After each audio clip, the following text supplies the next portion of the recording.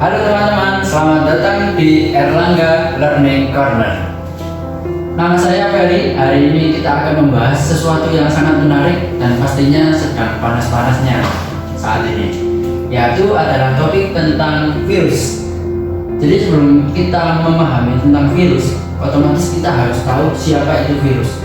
Dengan bagaimana kita siapa tahu itu virus, kita bisa mengetahui virus berdasarkan ciri-cirinya. Ciri-ciri dari virus yang pertama yaitu dia adalah sesuatu yang mempunyai satu jenis asam nukleat saja. Sebagaimana yang kita ketahui bahwa asam nukleat itu bisa DNA atau deoksiribonukleik acid atau RNA atau ribonukleik acid. Nah, dalam virus dia hanya bisa mempunyai DNA saja atau RNA saja. Beda seperti halnya manusia yang juga mempunyai DNA dan RNA sekaligus. Kemudian ciri selanjutnya adalah dia ukurannya sangat-sangat kecil. Ukurannya dalam satuan nanometer. Nanometer itu kalau dibandingkan sama meter yaitu 1 per hampir 10 miliar meter, sangat-sangat kecil dan dia tidak bisa dilihat oleh mata. Harus pakai mikroskop yang mikroskopnya pun mikroskop yang sangat canggih, yaitu mikroskop elektron. Kemudian dia tidak berbentuk sel. Maksudnya bagaimana? Kalau yang selama ini kita pelajari sel hewan atau sel tumbuhan ataupun sel bakteri, dia kan mempunyai organel. Ada beberapa bagian-bagian yang tentunya kita sebut sebagai organel, tapi tidak dengan virus, sehingga dia dikategorikan sebagai sesuatu peralihan antara tidak hidup ke hidup. Maksudnya bagaimana? Ini ada hubungannya dengan ciri-ciri parasit. Dengan kata lain, virus itu dia akan mati kalau dia berada di luar inangnya.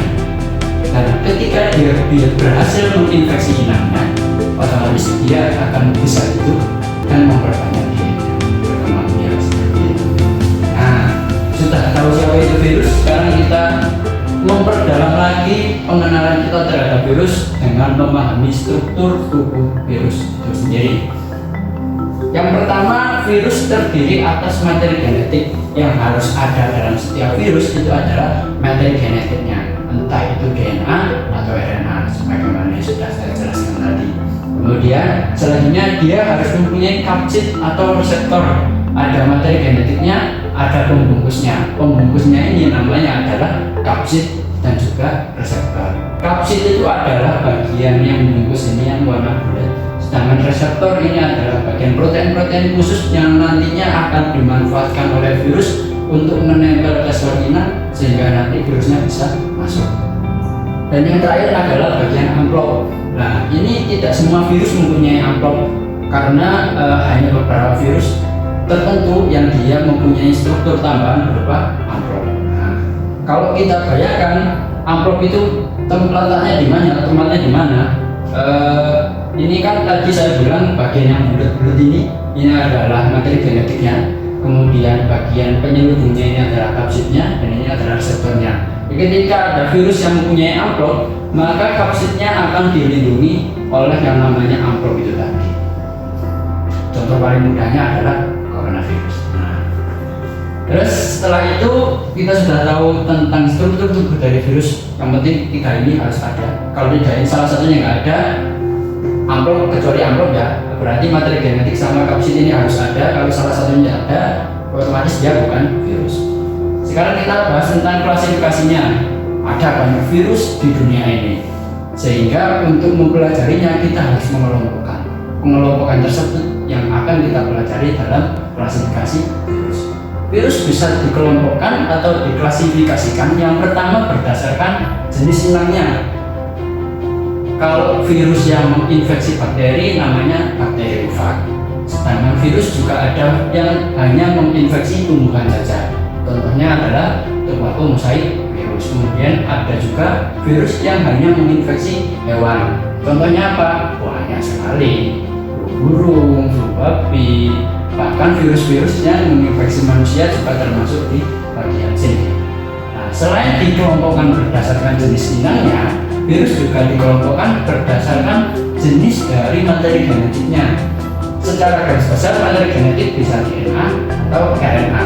Namun dalam klasifikasinya DNA daripada virus itu bisa dalam bentuk double strand atau dia itu untai ganda.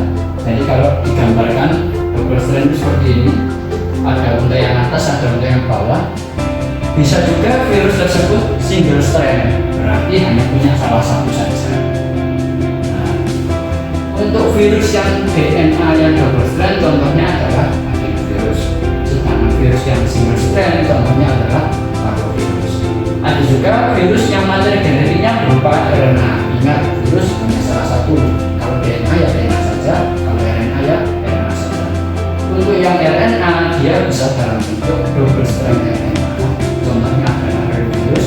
Kemudian bisa dalam bentuk single strand RNA yang strand positif atau single strand RNA yang strand negatif. Contohnya single strand RNA ini adalah poliovirus dan juga coronavirus yang sekarang sedang marak-maraknya. Kemudian sedangkan single strand RNA adalah virus yang biasa menginfeksi kita, membuat kita pilek, itu bisa. Nah, sudah tahu klasifikasi virusnya, dan yang selanjutnya kita akan membahas bagaimana daur hidup daripada virus tersebut. Secara garis besar ada beberapa tahapan yang perlu dilalui oleh virus agar dia bisa memperbanyak dirinya. Nah, proses perbanyakan tersebut tidak lain merupakan bagian daripada daur hidup virus tersebut. Proses yang pertama kita sebut sebagai absorpsi.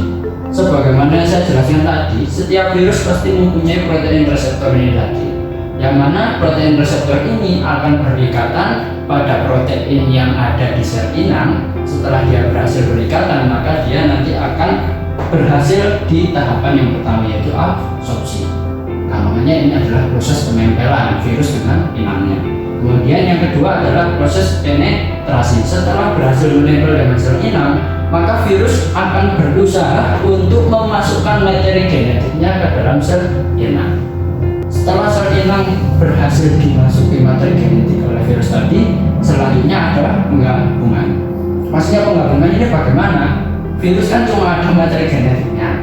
Untuk memproduksi bagian tubuhnya, otomatis dia memerlukan banyak hal, komponen-komponen hal. Sebagaimana kalau sampean bikin roti, pasti butuh blender, butuh adonan dan lain sebagainya. Begitu juga dengan virus, dia hanya punya adonannya saja, tapi mesinnya nggak punya. Oleh karena itu, bagaimana dia bisa memperbanyak dirinya? Virus akan membaca sel inangnya menggunakan mesin-mesin yang ada di sel inang untuk memperbanyak dirinya. Tahapannya dimulai dari penggabungan ini. Nah, ada hal yang penting yang perlu disampaikan dalam proses penggabungan. Ketika dalam proses penggabungan, sel inangnya ini terlalu kuat, maka virus tidak akan lanjut ke tahapan selanjutnya. Sehingga nanti dia hanya menggabungkan materi genetiknya ke materi genetik sel inang untuk nantinya ya sudah ikut sebagaimana sel inangnya. Sel inang membelah, dia membelah dan lain sebagainya. Pada tahapan tersebut, maka virus akan masuk ke daur lisogenik. Ketika nanti situasinya sudah memadai, situasinya sudah pas, maka virus bisa membaca lebih lanjut dari sel inangnya untuk memperbanyak dirinya. Dengan kata lain, sel inangnya tidak terlalu kuat sehingga nanti virusnya berhasil menggabungkan dirinya dan bisa lanjut ke tahapan selanjutnya, yaitu sintesis. Setelah materi genetiknya digabungkan, maka selanjutnya virus tersebut akan virus tersebut akan menghasilkan komponen-komponen tubuhnya. Anggap saja kalau dalam sepeda motor, dalam proses sintesis ini virus akan memproduksi setirnya, memproduksi shock breaker-nya, jok dan sebagainya. Setelah berhasil memproduksi, maka akan dilanjutkan ke tahapan perakitan. Sudah ada setirnya, sudah ada shock breaker-nya, sudah ada joknya, maka selanjutnya dirakit untuk menjadi satu bagian utuh yang bisa berfungsi, menjadi seperti yang sudah saya jelaskan ini tadi. Setelah dirakit, maka nanti dia bisa lanjut ke tahapan terakhir, yaitu tahapan lipid.